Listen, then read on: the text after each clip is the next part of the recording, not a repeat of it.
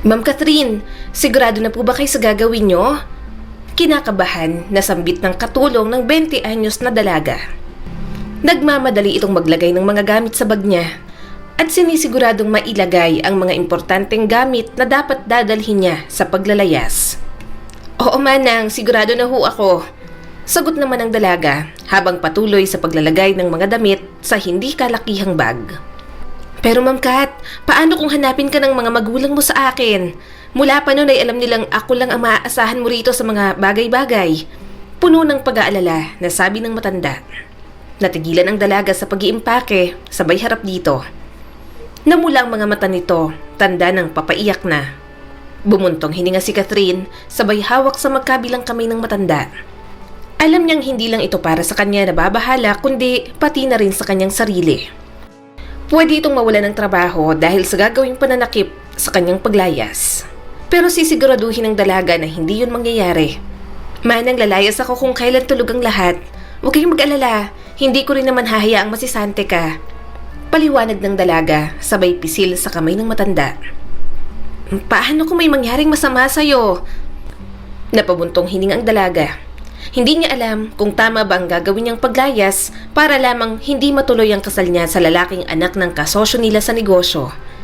Hindi ganito ang pinangarap niyang buhay. Oo, mayaman sila. Nasa kanila na ang lahat pero isa lang ang mas pinakaalam niya. Hindi tunay na nagmamahalan ang mga magulang niya.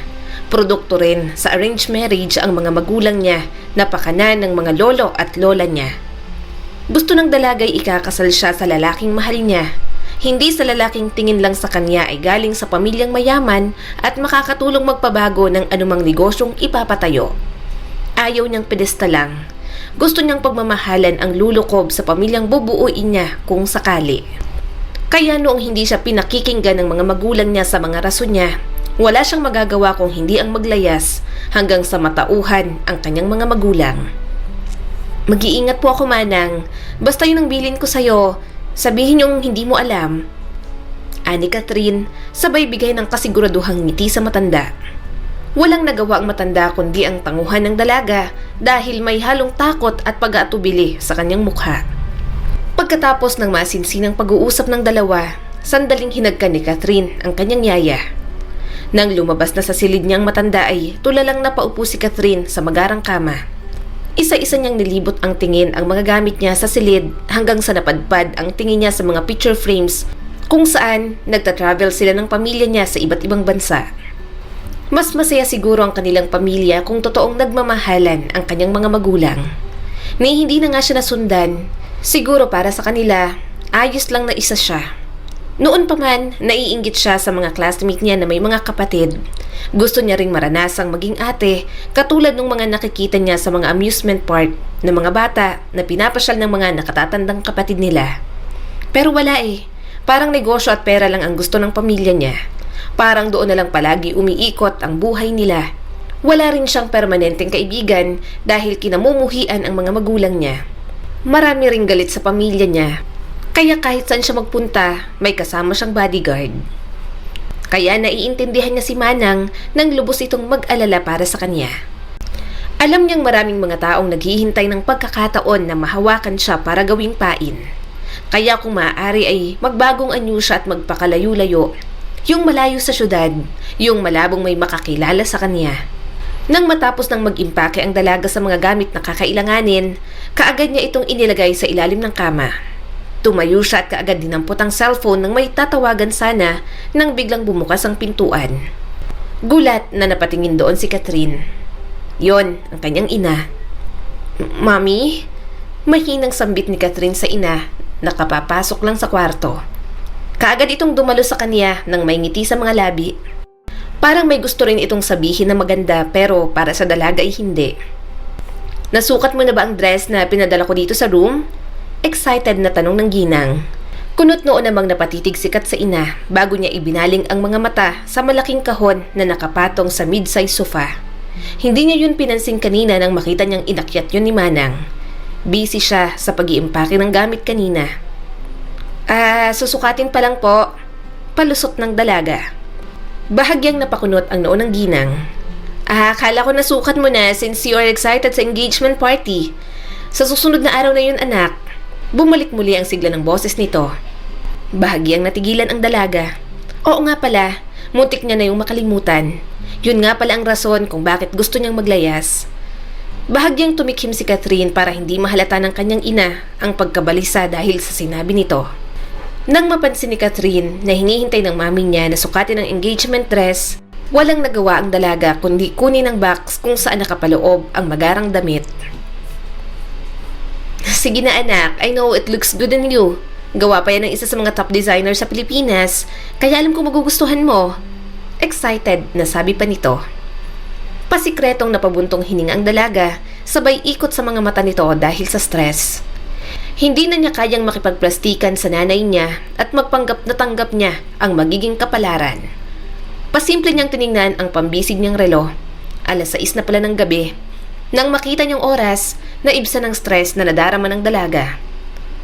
Hindi na siya makapaghintay na umalis at magsimula ng bagong buhay na wala ang yaman ng kanyang mga magulang. Mamaya, kapag tahimik na ang buong kabahayan, doon na siya aalis. Ma'am Kat, mag-iingat ka. Bulong ni Manang sa dalaga habang inaayos ang hoodie niyang suot.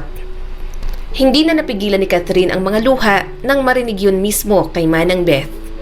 Parang mas masakit pa sa kanyang maiwan niya ito kaysa sa mismong mga magulang. Parang mas naging ina niya pa kasi ito, kaya hindi niya rin masisisi ang sarili.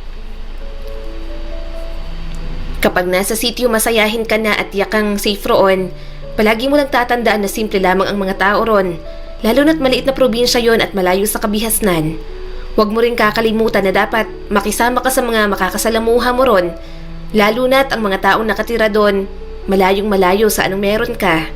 Huling habilin ni Manang Beth sa dalaga na puno ng pagmamahal. Opo Manang, maraming salamat. Paalam ni Catherine, saka ito sumakay sa bus. Mahigpit ang pagkakahawak ni Catherine sa kanyang bag habang naghahanap siya ng mauupuan. Nang makakita na siya ng magandang mauupuan, kaagad na siyang pumwesto roon sa may bintana.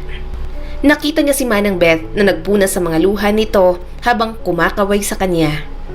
Kumaway pabalik ang dalaga habang unti-unti na ring umuusad ang bus. Tahimik na pinunasan ni Kat ang kanyang mga luhang namamalisbis sa kanyang magkabilang pisngi, sabay huminga ng malalim. Wala na nga itong atrasan at papanindigan niya na ang desisyon at prinsipyo niya. Ayaw niyang matali sa hindi niya naman mahal. Kung magagaya lang naman din siya sa mga magulang niya, para saan pa ang kanyang mga paninindigan at kanyang prinsipyo.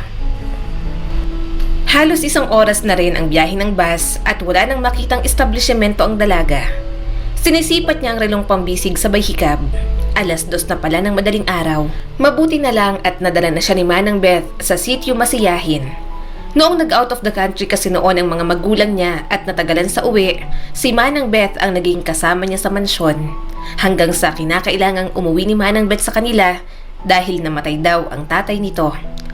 Walang pwedeng maiwan sa batang Catherine sa mga panahon na yon at ayaw rin ng mga magulang nito na iwan siya sa mga kamag-anak dahil wala silang tiwala sa mga pinsan nito.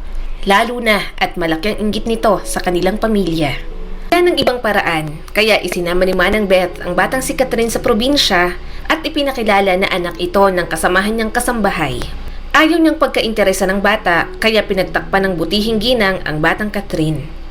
Napangiti sa kawalan ng dalaga nang maalala ang mga naging karanasan niya sa bukid kasama si Manang Beth. Hindi man kasing garbo ang lugar kumpara sa napuntahan nilang mga bansa katulad ng Japan, Korea, Singapore at Europe. Masasabi naman niyang puro ang sayang nararamdaman niya noong mga panahong dinala siya ni Manang Beth sa kanilang bukid.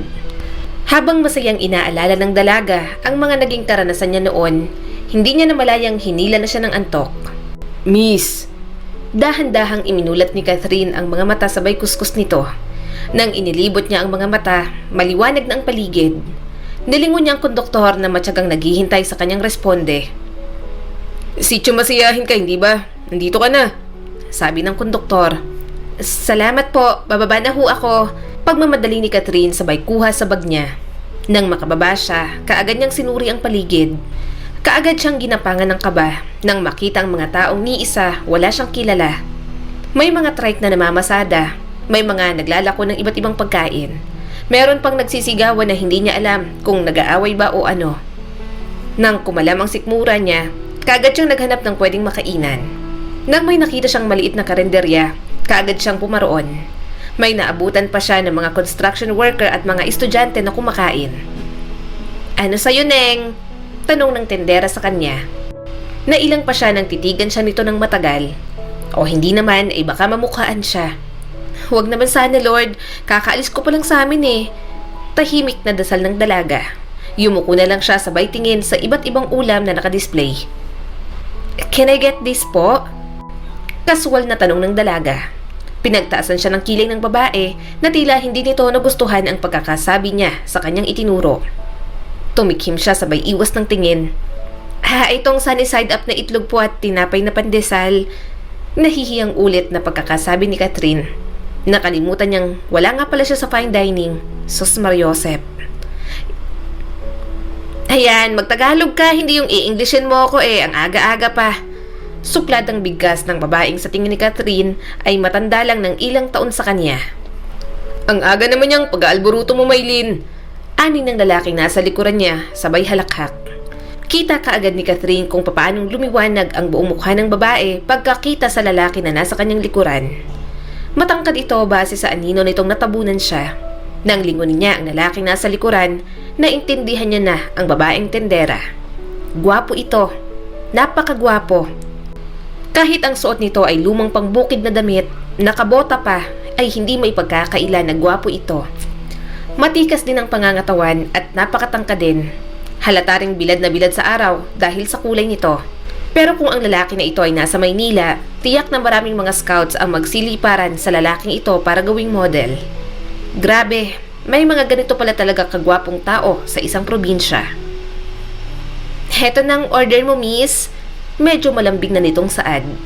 "Magkano po lahat?" tanong ni Catherine sa tenderang parang nakalimutan ata na nasa harapan siya nito. 50.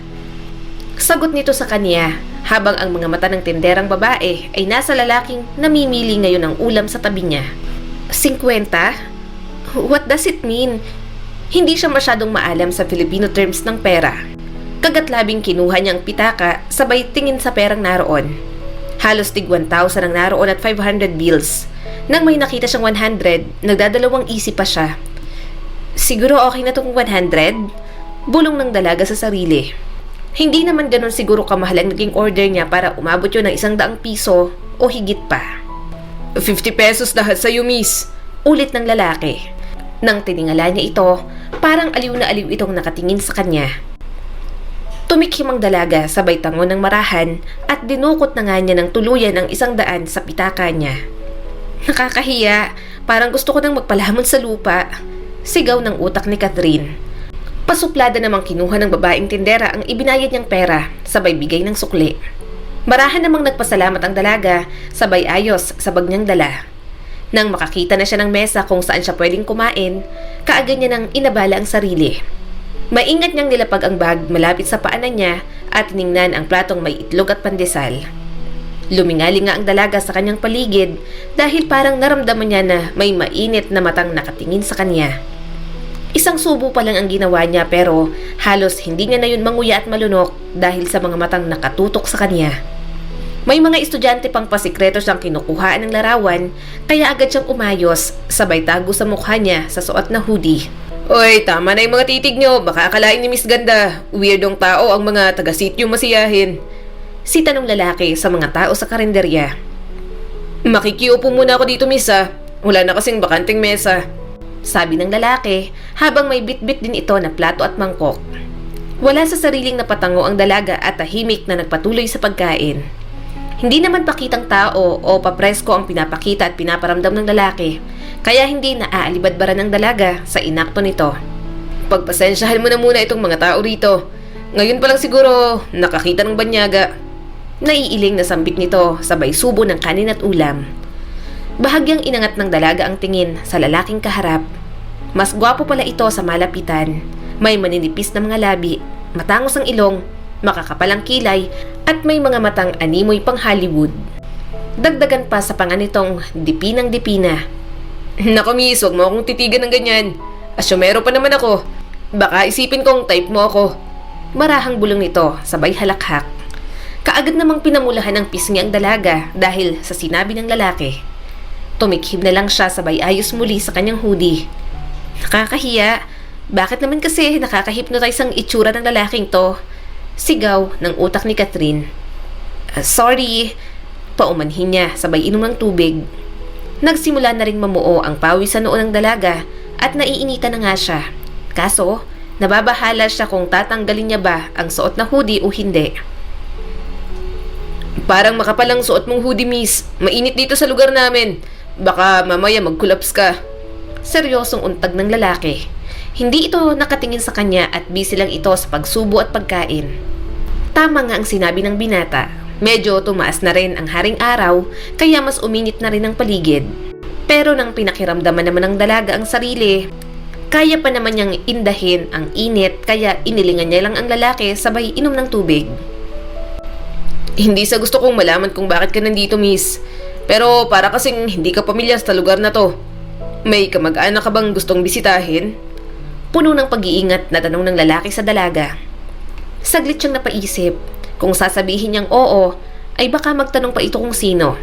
Gaya ng sinabi ni Manang Beth, hindi ganoon kalaki ang sityo Masiyahin kaya posibleng hindi nito kilala ang mga nakatira sa lugar. Parang kilalang tao rin kasi itong kaharap niya. Pansin kasi ni Catherine kanina na marami itong kakilala. Kahit yung mga estudyanteng nakasabay niya kanina, kilala ang lalaki. Hindi, I'm here for, bilis ka, mag-isip ka. Sigaw ng utak ng dalaga. Matyaga namang naghihintay ang lalaki sa sasabihin niya, habang siya naman todo isip kung ano ang posibleng isasagot sa lalaki. Nang may naalala siya sa sinabi ni Manang Beth tungkol sa magagandang tourist spot sa sitio, kaagad kuminang ang mga mata niya, sabay tingin sa lalaking kanina pa pala nakatitig sa kanya. Bahagya pa itong tumikhim, sabay iwas ng tingin. I'm here for the tourist spots.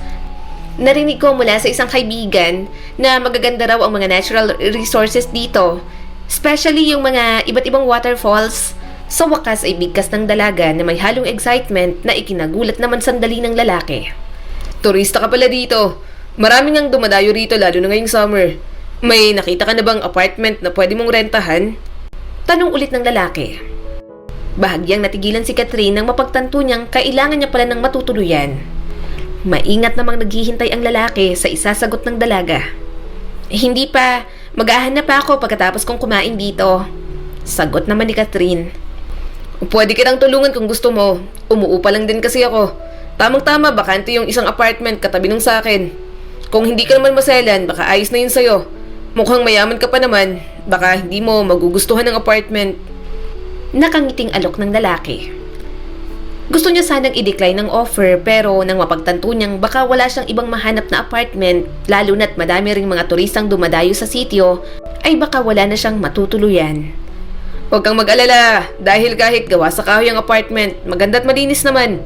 Wala kang makikitang kahit anong insekto o daga dahil alagang-alaga ni Aling Pasita ang mga apartment na mga bakante.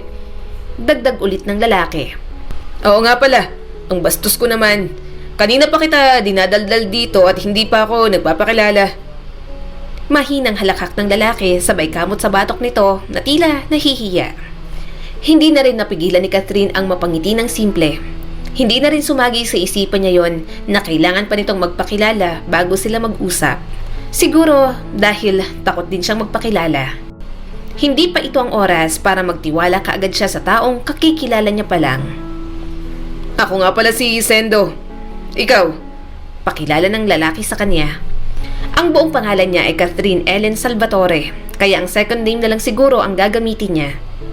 Helen, you can just call me Ellen. Medyo alanganin na sagot ng dalaga. Kaagad tumango si Sendo sabay ngiti sa kanya. Ellen, it's nice to meet you. Nagulat ang dalaga nang marinig ang simpleng English galing sa lalaki. Parang sanay na sanay ito sa lengguaheng English. Hindi naman sa minamaliit niya ang mga tao sa probinsya, pero kasi iba ang naging dating sa kanya nang bigla itong magsalita ng English. Parang sanay na sanay, parang English ang unang lengguwahe nito. Ganun pa man, isinawalang bahala niya ang impresyon at tinanguhan na lang si Sendo. Hindi na rin niya napansin na kinuha ni Sendo ang bag niya at inaya na siya na puntahan ng apartment na sinasabi nito. Nang nakasakay na sila sa trike, isang tuksuhan ang narinig ni Catherine dahil siguro may kasama si Sendo. Hoy, may kasamang magandang dilag si Sendo. O, girlfriend mo ba? Tukso ng isa sa mga driver na sa tingin ni Kat ay kakilala ni Sendo. Siguro, halos lahat na nandito sa terminal, parang kilala siya. Kayo talaga, sino unang papasada? Baling ni Sendo sa mga kakilala habang natatawa at hindi na pinansin ang mga panunukso sa kanya. Mas itinago pa ng dalaga ang sarili sa loob ng hoodie niya nang mas tinitigan pa siya ng mga taong naroon. Humigpit ang pagkakahawak niya sa strap ng backpack at bahagyang umatras para makatago siya ng bahagya kay Sendo. Napalingon pa sa kanya sandali ang lalaki nang mapansin nitong nakatago siya. Tama na yung panunukso at hindi na nagiging komportable ang kaibigan ko. Sita ni Sendo sa mga drivers na may kasamang marahan na pagtawa. Nang may trike ng pumarada sa harapan nilang dalawa, iminuestra ni Sendo si Catherine para sumakay na. Marahan namang tumango ang dalaga, sabay sakay na rin. Kailan nga bang huling sakay niya sa trike? Hindi niya na maalala. Basta ang alam niya, may maganda siyang memorya sa pagsakay ng trike kasama si Manang Beth. Ano na kaya ang nangyayari sa mansyon? Sana, hindi iipitin ng mga magulang niya si Manang. Sinisigurado rin ng dalaga na nakadisable ang lahat ng system ng CCTV bago siya umalis sa kanila para wala siyang trace. Alam niya nga abot din ang panahon at matatagpuan din siya. Pero sa ngayon, hindi niya na muna iisipin. Gusto na lang muna niyang huminga. Sa Purok 2 ba kayo, Sendo? Tanong ng tricycle driver kay Sendo. Opo, Manang Bert. Agad namang sagot nito. Nang nakasakay na rin si Sendo sa trike at bahagya pang nagkasanggi ang mga braso nila, marahang tumikhim si Catherine, sabay baling sa labas ang tingin at hindi ininda ang marahang pagpula ng kanyang magkabilang pisngi. Malapit na kamag-anak mo ba yan, Sendo? Tanong ni Manong habang pinapaandar na ang may kalumaan na trike. Sabay na nagkatinginan ang dalaga at si Sendo. Kaibigan ko ho, Manong. Sagot naman ito. Oh, ang dami mo ng kaibigan, Sendo. Baka pwedeng girlfriend naman. Halakhak ng matanda na ikinatawa naman ni Sendo. So binata pa pala ang lalaking nagmamagandang loob ngayon sa kanya. Hindi alam ng dalaga kung bakit may naramdaman siyang pagkaginhawa pagkatanto niya sa bagay na yon. Siguro dahil malaya silang magkwentuhan na walang mananabunot at mananampal na girlfriend o asawa. Maliban doon sa tendera kanina sa kinainan niyang karinderya. Hindi niya alam kung ano ang kasalanan niya kung bakit siya ganun tratuhin, gusto niya lang naman kumain. Naku Mang Bert, aabot din tayo riyan. Busy pa ako masyado sa palayan at iba pang pananim. Sagot naman ni Sendo. Dahan-dahang nilingon ni Kat si Sendo. Nakatingin ito sa labas ng bintana at tinatanaw din ang kakahuyan na madadaanan nila. Bumaba ang tingin niya sa bag niyang kandong-kandong ni Sendo.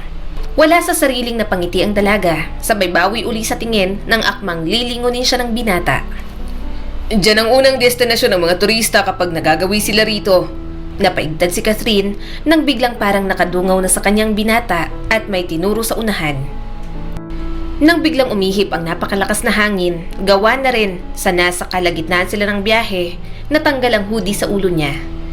Bumagsak ang iilang sidebangs niya sa magkabilang mukha niya at isinayaw ng hangin ang mahabang kulay brown niyang alon-alon na buhok. Saglit silang nagkatitigan bago umayo si Sendo sa pagkakaupo sabay tikhim. Ibabalik na sana ni Catherine ang hoodie pero hindi niya pwedeng sayangin ang hangin na pansamantalang dumadampi sa mukha niya at hinayaan na lang ang buhok na lipad-lipa rin ito. Mamaya na lang siguro niya ibabalik kapag nakababa na sila. Nang makarating sila sa isang lugar na sa tingin niya ay ito na yata ang apartment na sinasabi ni Sendo, kaagad na rin siyang nagbayad. Tama nga si Sendo, hindi man ito magarang apartment ay napakalinis at disente naman. Para siyang mini subdivision type. Every apartments ay may kanya-kanyang bakuran na pwede mong pagtambayan. May mga bulaklak din at mini gardens kung gusto mong magtanim-tanim. Ellen, mahinang tawag sa kanya ni Sendo. Napalingon siya sa binata. Minuestra siya nito sa isang may kalumaang gate. Tahimik lang naman ang dalaga na sumunod kay Sendo, sabay gala ng mga mata sa paligid. May mga mag-live-in pang masayang nagkakape sa bakuran nila sa labas ng apartment. Siniko pa ng babae ang boyfriend o asawa nito at sabay silang tiningnan ni Sendo. Sino yung kasama mo, Sendo? May halong tukso ng babae, sabay tayo at bitbit sa tasa ng kape. Kaibigang turista, Ate Faye. Sagot ni Sendo. Kaibigan? Mas tukso ulit nito.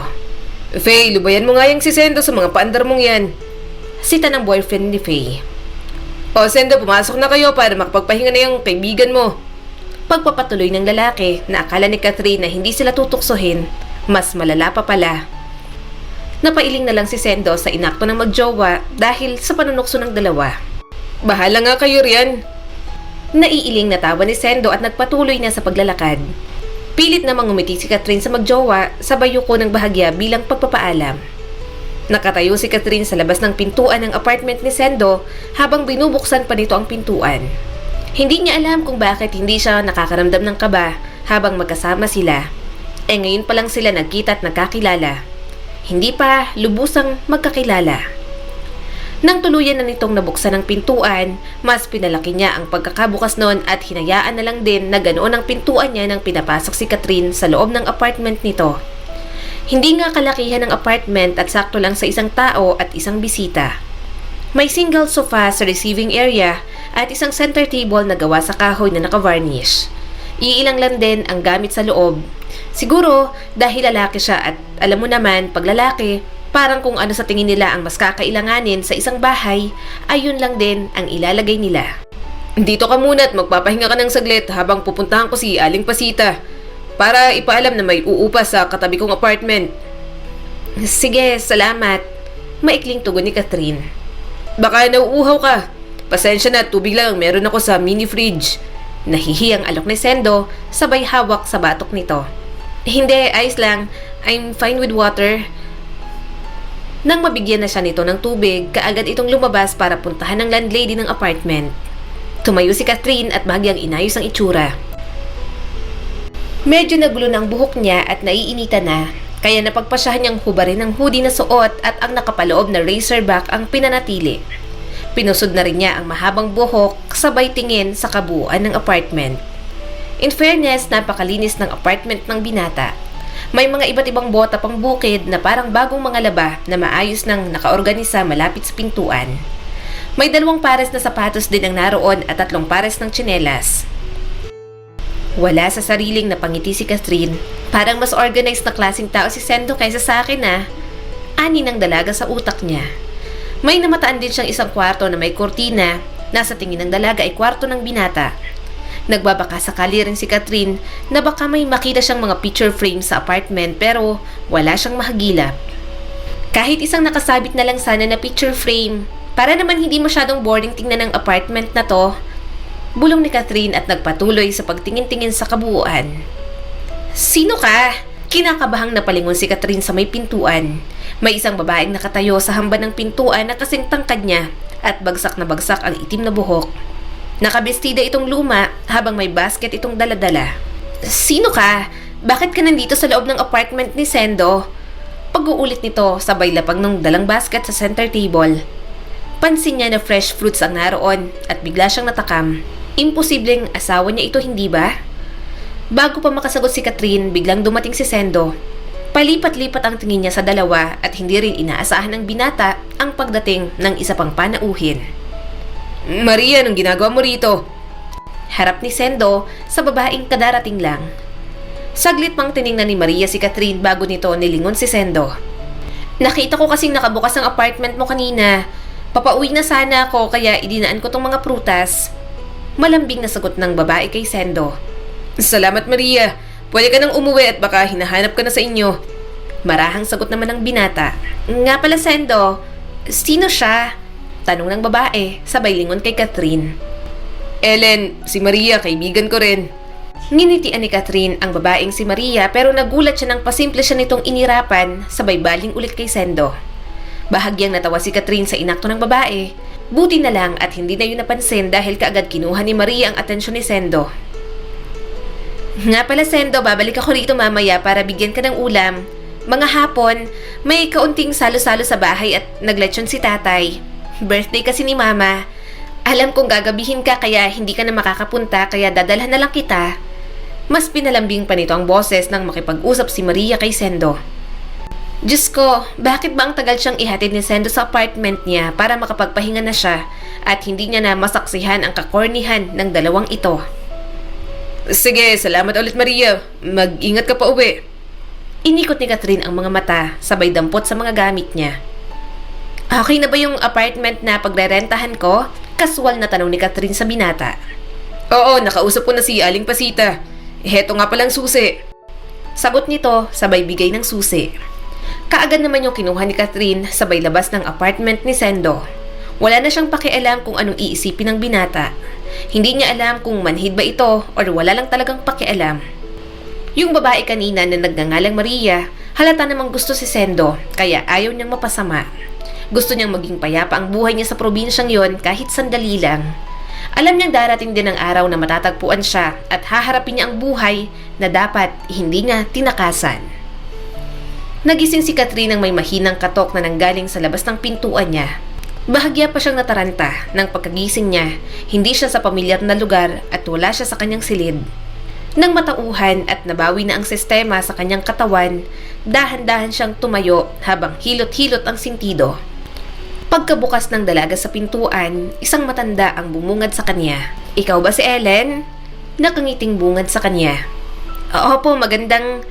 Napatingin si Catherine sa paligid. Ang tagal pala ng tulog niya at malapit nang magsara ang haring araw at malamig na rin ang simoy ng hangin. Magandang gabi po. Marahang humalakhak ang matanda. Ang sabi ni Sendo ay baka napagod ka sa biyahe kaya tulog na tulog ka pa. Kanina kasi sinamahan niya akong katukin ka para sana ayain kitang maghapunan sa bahay. Nagtinola kasi si Mister at nakaugalian ko na kapag may bagong salta sa apartment, nagpapatinolang buong manok ako. Pa-welcome kumbaga. Seryosong sabi ng matanda, sabay ngiti. Salamat po sa pag-alok at pasensya na rin po kung ngayon ko lang po kayo napagbuksan. Tila nahihiyang sabi ng dalaga. Ayos lang. Nga pala, hanggang kailan ba ang stay mo rito, iha? Saglit na natigilan ang dalaga sa naging tanong nito. Sa totoo lang ay hindi niya rin alam. Kung maaga siyang matagpuan, tiyak na maaga rin siyang uuwi.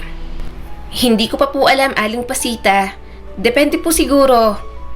Yun na lang ang naging sagot ng dalaga na hindi naman kinulit ng matanda. Nagbigay na lang si Catherine ng bayad para sa isang buwan at nag-advance na rin. Nang matapos na rin siyang maghapunan, bumalik na siya sa loob ng apartment sabay upo sa sofa. Parang mas malaki ang apartment niya kumpara kay Sendo. Pwedeng 3 katao ang nandoon at medyo malaki rin ang receiving area. Pwede niyang gawing yoga place ang natitirang espasyo ng apartment. Pupunta na sana siya sa loob para mag-arrange sa mga damit niya sa tokador nang may kumatok na naman sa labas ng pintuan. Nang buksan ng dalaga yon, nagulat siya nang makita si Sendo. Mukha itong bagong ligo dahil napaka-presko ng itsura. Nakasuot din ito ng simpleng t-shirt na puti at kulay gray na sweatpants. Ang gwapo naman ng lalaking to, puri ni Catherine sa kanyang utak. Kumusta nga palang tulog mo? Naging komportable ka naman sa paligid mo? Naghapunan ka na ba? Sunod-sunod na tanong ng binata na ikinatawa ng dalaga. Hoy, isa-isa lang naman. Nakangiting sabi ni Catherine. Dahan-dahang humupa ang pagtawa ng dalaga nang napansin niyang nakatitig na si Sendo sa kanya. Oh, bakit? Akala ko hindi ka marunong tumawat, pagsusuplada lang ang alam mo. Sabi ng binata, sabay angat ng sulok ng labi nito. Ako? Suplada? Turo ni Catherine sa sarili. Alangan namang yang nasa likod mo. Biglang taas ng boses ni Sendo na ikinatili naman ni Catherine sabay takbo at yakap ng mahigpit sa binata. Tawang-tawa naman si Sendo habang si Catherine walang mapaglagyan sa takot na nadarama. Inis na itinulak ni Catherine ang binata na parang walang nangyari. Ewan ko sa'yo, sabi ni Catherine sabay ikot sa mga mata nito. Kung nakita mo lang ang mukha mo, Helen. Tawa pa rin ng tawa si Sendo. Bahala ka na nga dyan. Tumalikod na si Catherine pero pinigilan siya nito sabay hawak sa palapulsuhan niya. Eto naman, hindi mabiro. Joke ko lang eh. Teka muna at may sasabihin ako. Bahagyang ipiniksi ni Catherine ang kamay ng binata sabay harap nito sa kanya. Ano? Gusto ko lang itanong kung may bucket list ka na ba sa mga pupuntahan mo rito. Magsisimula ka na ba bukas? Saglit na nawala ang inis ng dalaga nang maalala niya yon. Hindi pa siya nakapag-isip ng mga lugar na maaari niyang puntahan sa probinsya. Pinagtaasan siya ng kilay ng binata na tila naghihintay ng sagot niya. Hindi pa. Pasupladan nitong sagot. Ay ganon. Huwag ka nang gumawa at ako na mismo magdadala sa'yo sa mga magagandang tourist spots dito. Alok ng binata sabay kindat sa kanya. Bahagyang nalaglag ang panga ni Catherine pagkarinig niya nun. Ano raw? Inilagay ng dalaga ang 2 kamay sa bewang nito. Hoy, ang feeling close mo na sa akin. Kaya ko naman mag-isa sa mga gusto kong puntahan. Isa pa, alam kong busy kang tao. Sandali lang, hindi na ako busy dahil tapos ng anihan. Gusto ko rin mag-relax muna. Sabi naman ng binata. Aangal pa sana si Catherine nang pinutol ni Sendo ang anumang sasabihin niya. Tsaka maganda akong kumuha ng mga larawan, Miss Ma'am. Kasing ganda mo. Banat uli nito, sabay halakhak. Napailing na lang ang dalaga. Kung makapag-usap sila, parang kay tagal na nga nilang magkaibigan.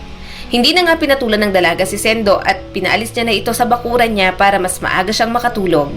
Pero maling ideya pa rin, kahit maagang pinauwi ng dalaga si Sendo, palaging bumabalik sa kanyang utak ang ngisi at halakhak na nasaksihan niya kanina. Napuyat pa rin ang dalaga. Good morning! Napatingin si Catherine sa may kalakihang basket na dala ni Sendo. Ano na naman ang trip ng lalaking to? Nakakulay abo ito na t-shirt at swimming trunks na suot, samantalang siya naman ay naka-denim shorts at kulay baby blue na top. Morning! Ano yan? Nguso ni Catherine sa dala ni Sendo. Pagkain, madam. Unless alien o robot ka at hindi ka gugutumin sa paglalakbay natin na to. Biro naman ni Sendo sabay tawa. Ewan ko sa'yo. Natatawang irap ng dalaga at nagsimula na silang maglakad papalabas. Nang naghihintay na sila sa trike ay pasimpleng sinulyapan ni Catherine si Sendo. Grabe, hindi siya makapaniwalang simple at normal na taong magsasaka ito sa probinsya na yon. Nang may nagsidaanan ng mga teenagers ay para itong mahihimatay kanina ng batiin ni Sendo. Bahagyang natawang dalaga nang makitang sumimangot si Sendo nang may mga grupong teenagers na lalaki ang nagtanong kung ano raw ang Facebook ni Catherine. Sinagot na lang din ng dalaga na hindi siya gumagamit nun. Camera ba yung nasa maliit na bag na daladala mo? Baling ni Sendo sa kanya. Marahang yumuko ang dalaga para tingnan ang ibig sabihin ng binata. Oo, bakit? Akin na. Oo nga pala. Photographer nga pala raw niya ito.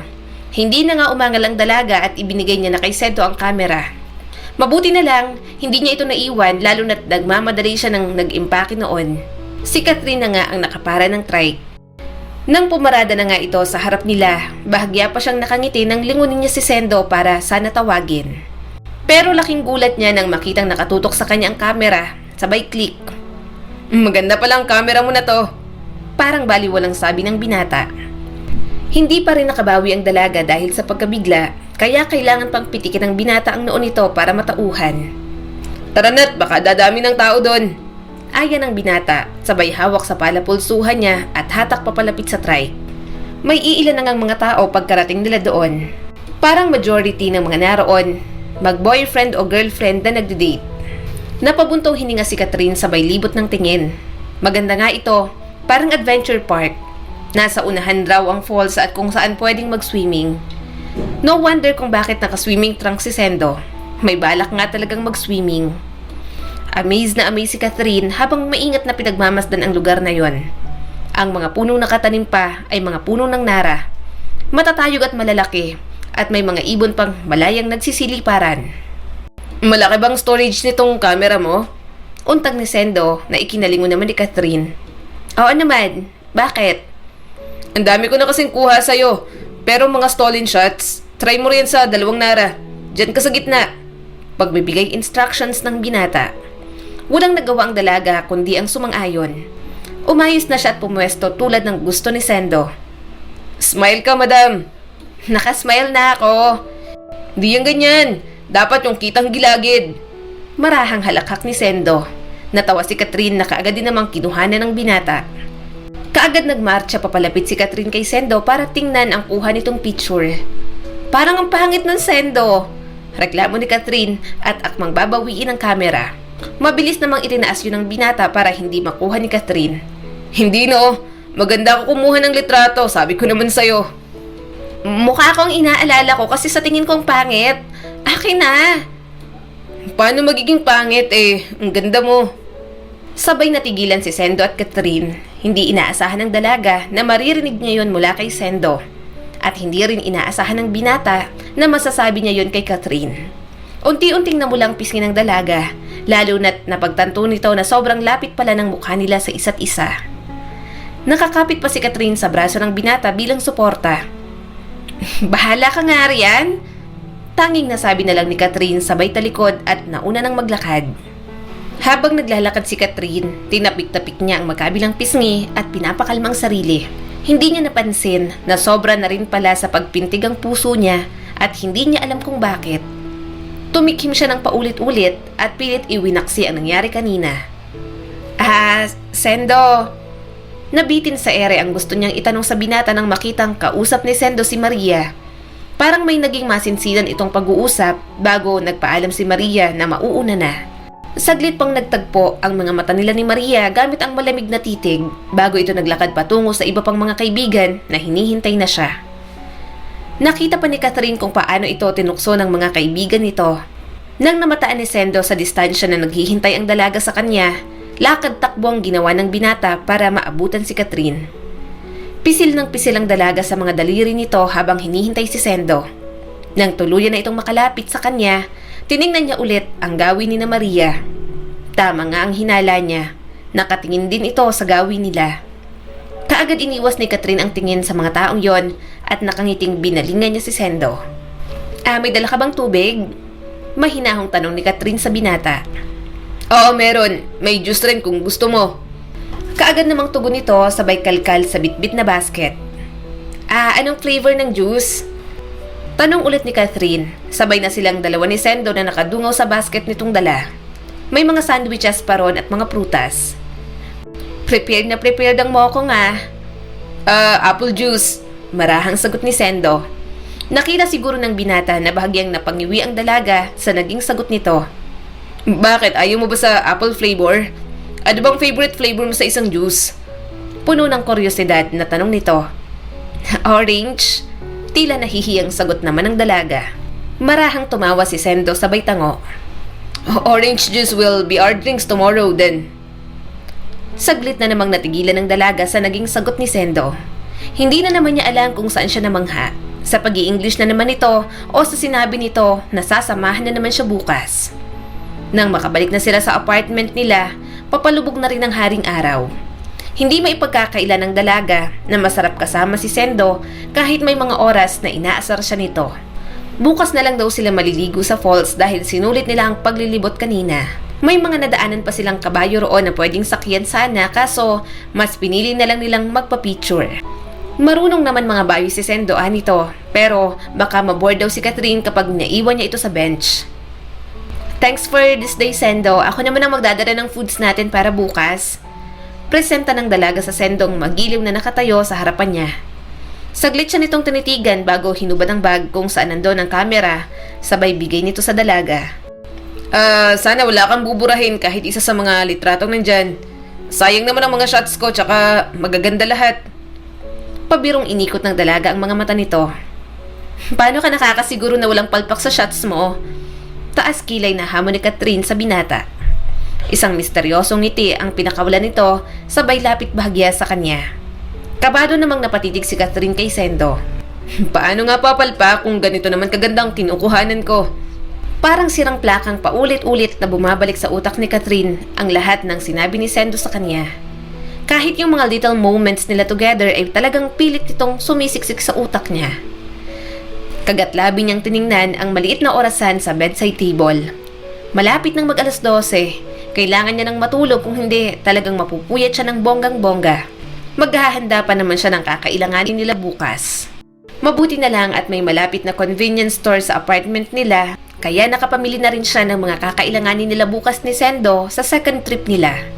Lumipas ang mga araw, linggo at buwan, palalim na ng palalim ang pinagsamahan ng dalawa. Naging matalik na magkaibigan si Sendo at Catherine at nakalimutan na nga ng dalaga na hindi siya taga roon sa probinsyang Sitio Masiyahin. 2 buwan na rin palang nakalipas simula nung umalis si Catherine sa kanila. At sa loob ng panahon na yon, puno ng masasayang alaala kasama si Sendo. 2 buwan na silang magkapitbahay at 2 buwan na rin silang nag-aasaran. At ang hindi maamin ng dalaga, 2 buwan na rin siyang nagkakagusto sa binata at walang kaalam-alam si Sendo.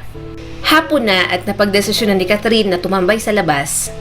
Pero napansin niyang umaambon kaya isinilong niya ang mga bagong labang kumot at bedsheets. Naalala pa nga ng dalaga na sabay nilang binili ni Sendo ang bedsheets at kumot na yon, kaya tinukso sila ng mga tindera noon. Akala nila ay mga bagong kasal daw ang dalawa, kaya wala sa sariling napatawa na lang ang dalaga sa naisip. Nasa kalagitnaan siya ng pagmumuni-muni nang may tumawag sa kanya. Nagulat siya nang makita si Maria yon. Hindi naman sila nagpapansinan kung wala si Sendo, kaya nakapagtataka kung bakit ito nandito sa harap ng maliit niyang gate. Maria, anong ginagawa mo rito? Naputo lang ibang sasabihin ng dalaga nang makita ang pamilyar na 2 lalaki na sumulpot sa likuran ni Maria. Bahagyang napatras si Catherine kasabay ng pagsipot ng isa pang lalaki na mas ikinapintig ng puso niya. Ang isa sa mga pinsan niyang lalaki at ang 2 bodyguard nito. Anong ginagawa mo rito, Rafael? Tripleng kabang tanong ng dalaga sa pinsan nito. Saglit siya nitong tinitigan, sabay tawa ng nakakainsulto. Ikaw ang dapat tatanungin ko ng ganyan. Catherine Ellen Salvatore, anong ginagawa mo rito? Galit na ibinaling ni Catherine ang mga tingin kay Maria. Wala ka talagang kwentang maging kaibigan. Kahit kailan, sa tingin mo magugustuhan ka niya sa ginagawa mo sa akin ngayon? Hindi naman umimik si Maria. Nakayuko lang ito at nakatingin sa mga paa. Unti-unti nang pumatak ang ulan at hindi alintana ni Catherine yon. Napatingin siya sa apartment ng binata pero kahit ilaw sa loob, wala pa. Palatandaan na hindi pa nga ito nakakauwi. Huwag nang matigas ang ulo, Catherine. Tara na! Parang kulog na sigaw ng pinsan niyang si Rafael. Galit itong lumapit kay Catherine hanggang sa tuluyan ng bumagsak ang napakalakas na ulan. Hindi mo ako naiintindihan, Raf. Walang nakakaintindi sa akin. Wala akong kakampi ron. Sigaw pabalik ni Catherine sa pinsan habang ang mga luhay humahalo na rin sa ulan. Iniisip mo lang yan na wala dahil ayaw mo sa mga nangyayari. Wala kang choice kung hindi sundin ang gusto ng mga magulang mo dahil ikaw lang ang alas nila. Kung hindi ka papayag sa kasunduan, lahat ng pinaghirapan ng pamilya natin sa kumpanya mababasura. Taas babang sigaw ni Rafael sa dalaga. Bakit ako? Anak pa bang tingin nila sa akin? Iniisip pa ba nilang mararamdaman ko kapag mailagay ako sa sitwasyong alam ko magiging miserable ako? Biglang naging malumanay ang naging tingin ng pinsan kay Catherine. Kat, naintindihan kita. Pero may mga bagay na kailangan mong ikonsidera. Tutulungan naman kita. Just take the connection between our family and the Rialondas so that the company of your parents will be safe. Nalulung sa sugal ang mami mo. At nang nalaman ni Tito Fred ang mga pagkakautang niya, naging desperado na siya. Mabuti na lang at nagustuhan ka ng mga Rialonda. Ngayon na napagtanto nilang nawala ka. Gusto na nilang putulin ang connection sa pamilya mo. Hayaang malunod ang kumpanya nyo. Inatake sa puso ang daddy mo at nasa ospital. Sinabi ko sa mga Rialonda na nagbabakasyon ka lang at sa pagbabalik mo, pakakasalan mo ng anak nila. Parang mas nanghina si Catherine sa mga narinig niya. Bakit hindi ito ang sinabi ng mga magulang niya? Kahit ano namang sasabihin ng mga magulang niya ay ganoon pa rin naman. Ipapakasal siya sa lalaking hindi niya kilala para sa merging ng kumpanya nila. Ang hindi lang alam ng dalaga, palunod ng kumpanya nila at nalululong sa sugal ang kanyang ina. Ano bang klaseng pamilya ang meron siya? Humagulgol si Catherine sabay luhod sa damuhan. Hindi pa rin tumilang ulan at parang nakikiramay ito sa dalaga. Nasa harapan na si Catherine ng sasakyan habang ang mga mata niya pabalik-balik sa kalsada kung saan palaging dumadaan si Sendo galing sa bukid at sa apartment nito. Gustong sabihin ng dalaga ang anumang mga bagay na nais niyang sabihin kay Sendo, lalong-lalo na ang nararamdaman niya. Gusto niyang ipagtapat ang kanyang pagmamahal para dito, pero parang mananatiling blanko ang papel na nais iwan ng dalaga sa buhay ng binata. Walang tigil sa pag-iyak ang dalaga habang nasa kalagitnaan sila ng biyahe pabalik kung saan naman talaga siya nararapat. Ang pinsan niya namang si Rafael tahimik na nagmamasid. Nang nakalipas na ang mahabang biyahe, tuluyan na nga silang nakarating sa mansyon. Parang gusto na namang tumakbo ng dalaga. Yung mas malayo, yung lugar na hindi siya matatagpuan at makatagpo muli ng isang Sendo. Tara na sa loob! Yaya ni Rafael sa kanya. Parang isang agos ng ilog na nagpatianod ang dalaga sa marahang paghila sa kanya ng pinsan para makapasok na sa mansyon. Wala pa rin ipinagbago ang mansyon nila. Kahit may mga chandeliers at ibang mga palamuti, nababalot pa rin ng lungkot ang buong paligid. Kaagad silang sinalubong ng mga maids para asikasuhin. Kaagad hinanap ni Catherine ang dapat unang taong makita niya sa mansyon. Pero bigla siyang kinabahan nang hindi niya mahagilap si Manang Beth. Nasa gitna ng paghahanap ang dalaga sa matanda nang biglang may humablot sa kanyang braso para iharap. Nagulat si Catherine nang makita ang galit na ina nito imbes na pag-aalala. Napahawak sa pisngi ang dalaga nang bigla siyang sampalin ng ginang. Hindi ko alam kung saan kami nagkuling sa'yo, Catherine. Hindi ko alam kung bakit mo kami nagawang talikuran, gayong pinalaki ka namin ng sobra pa sa sobra. Galit na bulyaw nito sa dalaga. Bahagyang napayuko si Catherine habang isa-isang nagsipatakan ang mga luha nito at nakahawak sa pisngi kung saan sinampal ng mami niya. Ang simple lang ng hinihingi namin sa'yo, Catherine. Simple lang ba yung para nyo na rin akong ibinenta? Halos walang lakas na sagot ng dalaga pero may diin sa bawat salita nito. Simple lang bang magpapakasal sa lalaking hindi ko naman kilala at mahal? Hindi ka mapapakain ng pagmamahalang, Catherine. Hindi ka mabubuhay ng... Kaya ba naglulong ka sa sugal dahil yun lang ang bumubuhay sa'yo? Galit na sigaw rin ng dalaga sa ina nito. Nanlaki ang mga mata ng ginang at halos hindi na maipintang mukha nito sa sobrang galit. Sinampal niya ulit si Catherine pero hindi nagpatinag ang dalaga. Anak kita! Ako ang nagbigay ng luha at kinakailangan mo, Catherine. Wala kang utang na loob at respeto. Mapaklang tumawa si Catherine habang umiiyak. Sana kapag naikasal na ako sa lalaking gusto niyo para sa akin, bayad na ako para wala na akong utang na loob sa'yo.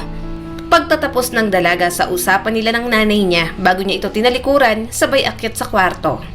Magdamag na umiiyak si Catherine habang inaalala ang naging alitan nila ng mami niya. Parang naging retirement plan pa nga ang naging tingin sa kanya ng mga magulang niya. Parang buong buhay siyang hindi naging anak ng mga ito. 24 pa lang si Catherine at ang mga kabatch niya ay nasa iba't ibang bansa at ine-enjoy ang buhay dalaga. Samantalang siya parang naging preso at nakatali pa. Inabot ni Catherine ang bag, sabay hanap sa kamera.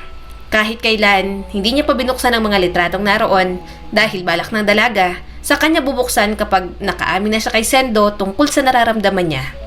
Pero hindi na yata yun mangyayari.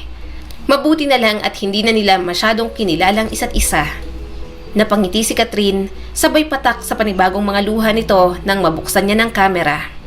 Ang unang bumungad sa kanya yung pinakaunang kuha ni Sendo. Naghihintay sila ng trike. Habang kinakalikot niya ang litratong naroon, mas lalong bumuhos ang mga luha niya nang makita ang litrato nilang dalawa. Malapad ang mga ngiti nila roon habang nasa likod nila ang napakagandang waterfalls. Yun na yata ang pinaka-genuine at sincere na tawa niya dahil kay Sendo. Pinunasan ni Catherine ang pisngi nang makitang tumunog ang cellphone. Nang mabasa ang text ng pinsan niyang si Rafael, lumamig ang tingin ng dalaga sa screen. Nag-arrange ang Rielonda sa isang high-end resto kung saan magdi-dinner bukas ng alas 8 ng gabi. I'll pick you up. You can meet their son as well. Nakaupo sa isang elegante at magarabong hapagkainan si Catherine. Ang mami niya sa kanan at ang pinsang si Rafael sa kaliwa. Nasa ospital pa kasi ang daddy niya kaya si Rafael na lang muna ang dumalo sa dinner. Nasa harap naman nila ang mag-asawang Rielonda. Pagpasensyahan niyo ng anak namin, Mare, at may pagkapilyo pero paparating na raw siya. Naipit lang daw siya sa traffic. Paghingi ng depensa ni Mrs. Rielonda na ikinaikot naman ng mga mata ni Catherine. Pilyo? Baka naglayas na yon? Sigaw ng utak ni Catherine. Sana nga naglayas at hindi na babalik para walang kasal na mangyari. Naku Mare, naiintindihan ko naman ang mga pakulong ganyan. Makulit nga rin tong unika iha ko. Tawa ng marahan ng mami ni Catherine. Igting pa nga naman na nilingon ng dalaga ang pinsan at sinenyasan ito na manahimik. Nang maramdaman ni Catherine na parang sasabog na siya sa sari-saring emosyon, marahan siyang tumayo. Kaagad naman siyang hinawakan ng mami niya sabay bigay ng warning look. Akala siguro nito tatakas na naman siya. Powder room lang ako. Marahang sabi ni Catherine sa mga kaharap. Kaagad naman siyang binitiwan ng mami niya sabay ngiti sa kanya. Huwag kang magtatagal at baka dadating na siya. Paalala pa ng kanyang ina. Tipid na tango ang ginawa ni Catherine, sabay atras para makalakad na papunta sa powder room nang biglang may nakabanggaan siyang tao. Sabay silang humingi ng pasensya nang biglang parang tumigil sa pag-ikot ang mundo nang magkatinginan sila ng lalaking nabangga niya. Ang pintig ng puso ng dalaga ay hindi na normal. Parang may mga paru-paro na nagbubunyi sa kanyang tiyan na para bang kilalang kilala nila ang tao na nasa harapan ni Catherine. Sendo? Halos pabulong na lang din yon at halos hindi na marinig na sabi ni Catherine. Ang lalaking kapitbahay niya sa sitio Masiyahin, ang lalaking nagpapatibok sa puso niya, nasa harapan niya. Ellen? Gulat na sabi ni Sendo. Ellen, ikaw nga! May bahid na galak na sabi ng binata. Ibang-iba na Sendo ang kaharap ng dalaga. Malayong malayo sa Sendong nakilala niya sa sitio Masiyahin, na nakabota at nakapangbukid at normal na mayaman lamang sa isang probinsya. Anong ginagawa mo rito? Nalilitong tanong ni Catherine at pilit na pinapakalmang sarili. Oh anak, you're here. Meet Catherine Ellen Salvatore, your fiancé. Biglang anunsyo ni Mrs. Rielonda. Kat, meet our son Rosendo Rielonda, your soon-to-be husband. Nakangiting baling naman ni Mr. Rielonda sa dalaga. Sabay nagkatinginan si Sendo at Catherine habang ang mga panga ay halos aabot na yata sa sahig dahil hindi sila makapaniwala. Sabay na tumawa si Sendo at Catherine na tila ba nagbibiro ang mga magulang nila. They knew each other, tita. Nakangising sabat naman ni Rafael. Oh my God, talaga ba? Mas masayang sabi ni Mrs. Rielonda. Ang mami naman ni Catherine, halo-halo rin ang ekspresyon na ipinapakita. Excuse us lang po. Paalam ni Sendo, sabay hawak sa palapulsuhan ni Catherine. Dinala siya ng binata sa isang botanical garden ng resto. Hindi pa rin makapaniwala si Catherine na ang tinakbuhan niyang engagement at groom ay talagang magiging kapitbahay niya pa talaga. Grabe naman maglaro ang tadhana. Sendo, akala ko... Tsaka mo na ako tanungin ang mga katanungan mo kapag nasagot mo ng tanong ko na to. Bakit ka umalis nang walang paalam? Wala akong tulog kakahanap sa'yo, Ellen. Akala ko nagpunta ka sa bayan tapos naligaw ka. Parang nagtatampong sabi ng binata. Marahang tumawa si Catherine bago niya kinurot ang tagiliran ni Sendo. Kasi ang tagal mong nakauwi. Hinintay kita pero nagmamadali ang pinsan ko na makauwi dahil nasa hospital si Daddy. Ikaw, I really thought you are just a normal person sa sitio Masiyahin. I really thought we will never meet again. Kaya ka ba nakipagkaibigan sa akin dahil alam mo nang tungkol sa akin? Marahang tumawa ang binata sabay iling. Kung alam kong ikaw ang ipapakasal sa akin, sa unang pagkikita pa lang natin, ibinalik na kita rito. Kagat-labing napangiti ang dalaga sa sinabi nito. Wala akong ideya kung sino ipapakasal sa akin. Akala ko nagbibiro lang sila mama nung sinabi nila yon. May ekta-ektarya kaming lupain sa sitio at yun muna ang pinagkakaabalahan ko habang nasa maayos pa naman ang kumpanya. Mahilig din kasi ako sa pagtatanim. Kwento pa ng binata. Gusto ko sanang makita kung sino kahit picture lang kaso sabi nila tsaka na sa engagement party. I was so down that time. Gusto ko rin na makita kung sino ba tong tinutukoy ng mga magulang ko. Pero nagulat ako nang sinabi ni Mami na umalis daw ang fiancé ko for vacation. Halakhak ni Sendo sabay sulyap ng pasimple kay Catherine na ikinamula naman ng pisngi ng dalaga. So, pumayag ka? Tanong naman ni Catherine. Hindi naman nagdadalawang isip ang binata sa pagtango. Oo, nasa isip ko kasi noon, parang mabuti na rin yun kasi ayoko rin kasi na palagi na lang nasasabak sa blind date. Si Mami kasi, eager na magka-girlfriend ako o magka-asawa na. Hindi naman daw kasi mahirap gustuhin ang babaeng sinasabi ni Mami na magiging asawa ko raw. Tahimik namang nakikinig si Catherine sa binata. Tumingala si Sendo sa kalangitan. Tama nga siya, hindi ka mahirap gustuhin. Bulong nito sabay lingon kay Catherine. Naluluha siyang napatitig sa gwapong mukha nito. Isang araw nga lang silang magkalayo pero grabe na ang pagkamis niya at pangungulila. Naglayas pa ako para hindi ko mamit ang groom ko tapos magiging kapitbahay ko lang pala. Natatawang sabi ng dalaga. Napangiti naman si Sendo sabay hawak sa magkabilang kamay niya. Alam mo, nung napagtanto kong gusto kita, gusto kong umuwi at sabihin sa mga magulang ko na hindi ko na itutuloy ang kasal na pinaplano at dadalhin na kita sa amin. Pero grabe, iba na talaga kapag tadhana na mismo ang gustong pagtagpuin tayo. Nakasama at nakita ko na pala. Habang nakikinig si Catherine, hindi niya napigilan ang kanyang mga luha. Hindi niya inakalang magiging ganito pala kabait ang Diyos sa kanya, ang pagtagpuin at bigyan siya ng isang Sendo. Gusto rin kita, Sendo. Gustong gusto. Puno ng pagmamahal na bulong ni Catherine. Ngumiti ang binata, sabay yakap ng mahigpit sa kanya. Ipaparamdam at ipaparanas ko sa iyo ang pagmamahal na deserve mo, Ellen. At kahit hindi man ikaw ang babaeng pinaplano nila sa akin, ikaw ang iuuwi ko sa amin. Ikaw ang pipiliin ko. Ikaw lang. Marahang bulong ng binata at hinigpitan ang pagkakayakap sa kanya. Nang kumala sila sa isa't isa mula sa yakap na yon, hinawakan ni Sendo ang magkabilang pisngi ng dalaga. Nagkatitigan silang dalawa habang ang kanilang mga mata nagsasalita ng mga salitang hindi nila masabi. Sa mga sandaling yon, alam nilang pareho na ang kanilang pagkikita sa sityo Masiyahin ay hindi lang isang pagkakataon. Ito ay isang tadhana, isang pag-ibig na naghihintay lamang na magkaroon ng pagkakataon na mamulaklak.